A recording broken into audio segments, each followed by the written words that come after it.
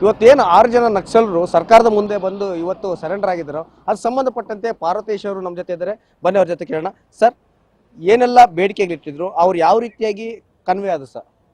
Sir, ಒಂದು 25 ವರ್ಷಗಳಿಗೂ ಹೆಚ್ಚು ಕಾಲ ಅವರು ಭೂಗತ ಸಶಸ್ತ್ರ ಹೋರಾಟದಲ್ಲಿ ನಿರತರಾಗಿದ್ದವರು. ಅವರು ವೈಯಕ್ತಿಕ ಹಿತಾಸಕ್ತಿಗಳಿಗಾಗಿ ಹೋರಾಟ ಮಾಡದೇ ಇದ್ದಿದ್ದ ಕಾರಣದಿಂದಾಗಿ ಅವರಿಗೆ ಸಾವಿನ ಭಯ ಆಗಲಿ, ಕಾನೂನಿನ ಭೀತಿ ಆಗಲಿ, ಅದನ್ನೆಲ್ಲ ತ್ಯಜಿಸಿ ಆ ಹೋರಾಟಕ್ಕೆ ಹೋಗಿದ್ದಾರೆ ಅವರು. ಬಹಳ ಮುಖ್ಯವಾಗಿ ಆ ಹೋರಾಟದ ಮಾರ್ಗವನ್ನು ನಾವು ಒಪ್ಪೋದಕ್ಕಾಗಲ್ಲ, ಆದರೆ ಹೋರಾಟದ ಉದ್ದೇಶ ಸಾಮಾಜಿಕ ನ್ಯಾಯ, ಜನಪರ ಕಾಳಜಿಗಳು, ಬಡಜನರ ಶೋಷಣೆ ತೊಂದರೆಗಳನ್ನು ಮುಕ್ತರನ್ನಾಗಿ ಮಾಡಬೇಕು, ಈ ಉದ್ದೇಶಗಳನ್ನ ಇಟ್ಕೊಂಡು ಅವ್ರು ಮಾಡಿದ್ರು ಅಂತೇಳಿ ಅವರ ಕರಪತ್ರಗಳು, ಅವರ ಘೋಷಣೆಗಳು ಇತ್ಯಾದಿಗಳನ್ನು ನಾವು ಗಮನಿಸಿದಾಗ ತಿಳಿದು ಬರುತ್ತೆ. ಕರ್ನಾಟಕ ಸರ್ಕಾರದ ಈ ಹೊಸ ಪ್ಯಾಕೇಜ್ ಏನಿದೆ, ನಕ್ಸಲ್ ಶರಣಾಗತಿ ಮತ್ತು ಪುನರ್ವಸತಿ ಪ್ಯಾಕೇಜು, ಇದು ಶರಣಾಗತಿಗೆ ಉತ್ತೇಜನ ನೀಡುವಂತಹ, ಅದಕ್ಕೆ ಪ್ರೇರಣೆ ಕೊಡುವಂಥ ಅಂಶಗಳು ಅದರಲ್ಲಿ ಹೆಚ್ಚು ಇದ್ದವು. ಅವ್ರ ಆರಂಭದಲ್ಲಿ ಆ ಥರದ್ದು ಉದ್ದೇಶ ಇರಲಿಲ್ಲ. ಆದರೆ ಈ ತಂಡ ಏನು ಶರಣಾಗಿದೆ ಇವತ್ತು, ಕಳೆದ 10 ವರ್ಷಗಳಿಂದ ಅವರು ಕರ್ನಾಟಕದಲ್ಲಿ ಇರಲಿಲ್ಲ. ಅವರು 2014ರಲ್ಲಿ ಅವರು ಕರ್ನಾಟಕ, ತಮಿಳುನಾಡು, ಕೇರಳ 3 ರಾಜ್ಯದ ಗಡಿಗಳು ಸಂಧಿಸುವಂಥ ಟ್ರೈ ಜಂಕ್ಷನ್ ಅನ್ನುವಂಥ ಅರಣ್ಯ ಪ್ರದೇಶಕ್ಕೆ ಹೊರಟೋಗಿದ್ರು ವಯನಾಡಿನಲ್ಲಿ. ಕಳೆದ ವರ್ಷದ 24ನೇ ಇಸವಿ ಮೇ ತಿಂಗಳಿನಲ್ಲಿ ಅವರು ಕರ್ನಾಟಕಕ್ಕೆ ವಾಪಸ್ ಬಂದರು. ವಾಪಸ್ ಬಂದು ನಮ್ಮ ರಾಜ್ಯದಲ್ಲೇ ಹೋರಾಟವನ್ನು ಮುಂದುವರಿಸುವ ಉದ್ದೇಶದಿಂದ ಬಂದರು. ಇಲ್ಲೇನಾಗಿದೆ ಅಂದರೆ ನಾವು ಅವ್ರ ಜೊತೆ ಚರ್ಚೆ ಮಾಡುವಾಗ ಅವ್ರು ಹೇಳಿದ್ದು, ಅವರಿಗೆ ಮನವರಿಕೆ ಆಗಿರೋದು, ಜನರ ಮನೋಭಾವದಲ್ಲೂ ಸಹ ಕೆಲವು ಬದಲಾವಣೆಗಳು ಬಂದಿದೆ. ಹೋರಾಟದ ವಿಧಾನಗಳಲ್ಲೂ ಸಹ 10 ವರ್ಷಗಳಿಂದ ಇದ್ದಂತಹ ಯೋಚನೆಗಳು, ಇವೆಲ್ಲ ಸ್ವಲ್ಪ ಬದಲಾವಣೆಗಳು ಬಂದಿದೆ. ಜನ ಈಗ ಯಾವುದೋ ಒಂದು ವಿಚಾರಕ್ಕೆ ಬಂಡಾಯ ಎದ್ದು ಯಾವುದೋ ಒಂದು ಸವಲತ್ತುಗಳನ್ನ ಪಡ್ಕೊಳ್ಬೇಕು ಅನ್ನೋದಕ್ಕಿಂತ ನಾಗರಿಕ ವಿಧಾನಗಳಲ್ಲಿ, ಕಾನೂನಿನ ಚೌಕಟ್ಟಿನಲ್ಲಿ ಈ ಕೆಲಸಗಳನ್ನ ಮಾಡ್ಬೋದು ಅನ್ನೋ ಅಭಿಪ್ರಾಯ ಜನಗಳಿಗೆ ಇತ್ತು ಅಂತ ಇವ್ರ ಗಮನಕ್ಕೆ ಬಂದಿದೆ ಅಂತ ಹೇಳಿದರು. ಜನ ಅವ್ರಿಗೆ ಊಟ ಕೊಡೋದು, ಔಷಧೋಪಚಾರಕ್ಕೆ ನೆರವಾಗೋದು, ಇದನ್ನೆಲ್ಲ ಮಾಡಿದ್ದಾರೆ.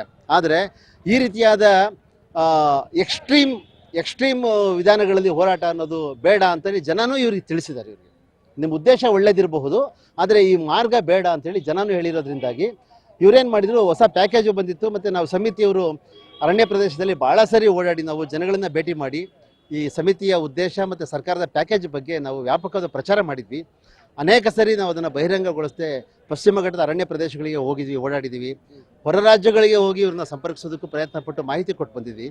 ಹಾಗಾಗಿ ಅವರು ಈ ಹೋರಾಟದ ವಿಧಾನವನ್ನು ಬದಲಾಯಿಸಿಕೊಂಡು ಮುಖ್ಯವಾಹಿನಲ್ಲೇ ಇದ್ಕೊಂಡು ಸಾಮಾಜಿಕ ಕಾಳಜಿಯ ವಿಚಾರಗಳನ್ನು ಕೆಲಸ ಮಾಡಬೇಕು ಅಂತ ಅವರೇ ನಿರ್ಧಾರ ಮಾಡಿ ಬಂದಿರುವಂಥದ್ದು. ಒಂದು ತಾವು ಮೊದಲೇ ಬಾರಿ ಮಾತುಕತೆ ನಡೆಸೋದಕ್ಕೆ ಸಂಧಾನ ಮಾಡೋದಕ್ಕೆ ಹೋದಾಗ ಅವರ ಮನಸ್ಥಿತಿ, ನಕ್ಸಲರ ಮನಸ್ಥಿತಿ ಯಾವ ರೀತಿಯಾಗಿದೆ? ಒಂದು, ಅವ್ರಿಗೆ ಕರ್ನಾಟಕ ಸರ್ಕಾರದ ಈ ಪಾಲಿಸಿಯ ಬಗ್ಗೆ ಮಾಹಿತಿ ಇತ್ತು. ಮುಖ್ಯವಾಹಿನಿಗೆ ಬರೋದ್ರ ಬಗ್ಗೆ ಅವರಲ್ಲಿ ಬಹಳ ಚರ್ಚೆಗಳು ಆಗಿತ್ತು, ಹೋಗ್ಬೇಕಾ ಬೇಡ ಅಂತೇಳಿ. ಬೇರೆ ಬೇರೆ ಅಭಿಪ್ರಾಯಗಳು ಸಹಜವಾಗಿ ಇರ್ತವೆ.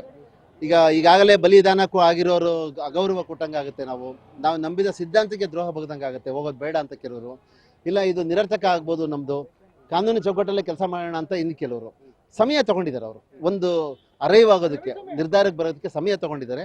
ಈಗ ನಾವು ಕೆಲವು ಸರಿ ನಾವು ಏನು ಶರಣಾಗತಿ ಮತ್ತು ಪುನರ್ವಸತಿ ಸಮಿತಿಯ ಸದಸ್ಯರು ಮತ್ತು ಶಾಂತಿಗಾಗಿ ನಾಗರಿಕ ವೇದಿಕೆಯ ಅಲ್ಲಿನ ಕೆಲವು ಸದಸ್ಯರು ಬೇರೆ ಬೇರೆ ಸಂದರ್ಭದಲ್ಲಿ ಅವ್ರಿಗೆ ಈ ವಿಚಾರವನ್ನು ಮನವರಿಕೆ ಮಾಡಿಕೊಡುವಂಥದ್ದು ನಡೀತು. ಅಂತಿಮವಾಗಿ ಇದು ಪ್ರಜಾಪ್ರಭುತ್ವದ ಗೆಲುವು. ಮುಖ್ಯವಾಹಿನಿಗೆ ಬರಬೇಕು ಅಂತ ನಕ್ಸಲರು ತೀರ್ಮಾನ ಮಾಡಿದ್ದೇ ಪ್ರಮುಖವಾದ ಬ್ರೇಕ್ ಥ್ರೂ. ಇದರೊಳಗಡೆ ಸರ್ಕಾರದ ಪಾಲಿಸಿ ಅದಕ್ಕೆ ಉತ್ತೇಜನಕಾರಿಯಾಗಿತ್ತು. ಈ ಕಾರ್ಯ ಸಕ್ಸಸ್ ಆಗಿದೆ. ಈ ನಮ್ಮ ಸಮಿತಿ ಒಂದು ಸೇತುವೆಯಾಗಿ ಕೆಲಸ ಮಾಡಿದೆ. ನಮಸ್ಕಾರ. ಇದಿಷ್ಟು ಪ್ರಗತಿಪರ ಚಿಂತಕರ ಮಾತಾಗಿದ್ದು. ಇನ್ಯಾರಾದರೂ ಅಪ್ಪಿತಪ್ಪಿ ನಕ್ಸಲಿದ್ರು ಕೂಡ ಅವರು ಬಂದು ಕೂಡ ಶರಣಾಗತಿಯಾಗಲಿ, ಸರ್ಕಾರ ಕೊಡುವಂಥ ಸೌಲಭ್ಯಗಳನ್ನು ಕೂಡ ಬೆಳ್ಕೊಳ್ಳಿ. ಇಡೀ ನಮ್ಮ ರಾಜ್ಯ ಅಲ್ಲದೆ ಇಡೀ ನಮ್ಮ ದೇಶ ನಕ್ಸಲ್ ಮುಕ್ತ ಆಗಲಿ ಅನ್ನೋದು ಪವರ್ ಟಿವಿಯ ಆಶಯ ಕೂಡ ಆಗಿದೆ. ಕ್ಯಾಮ್ರಾಮನ್ ಶಿಯಾರಿ ಜೊತೆ ಮಲಂಡಲಿ, ಪವರ್ ಟಿವಿ, ಬೆಂಗಳೂರು.